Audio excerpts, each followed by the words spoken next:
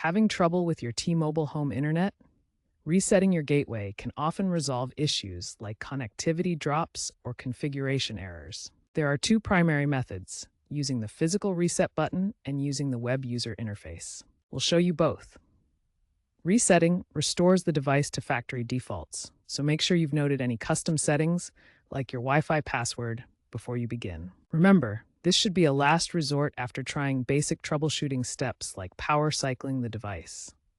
By 2025, many T-Mobile gateways feature AI assistants that can automate diagnostics and suggest resets, reducing user error. Always check T-Mobile's device-specific guides to ensure compatibility and avoid any issues. Let's walk through resetting your gateway. First, for the physical reset button, typically found on the back or bottom of the device, press and hold it for 10 to 15 seconds using a pin or paper clip until the LED lights flash or cycle. This performs a hard reset, wiping all custom settings. Alternatively, use the web UI. Access your gateway's IP address, usually 192.1tool.1 or 192.168.1 in a browser.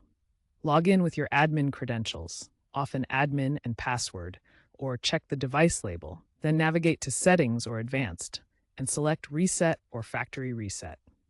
This soft reset may allow you to keep certain settings. Monitor the LEDs during the process. A solid green power LED indicates operational status, while flashing lights may signal the reset progress. In 2025 models, a sequence like flashing amber, initializing, to solid green, complete, will signal success. If you see persistent red lights, try the hard reset again or contact T-Mobile support.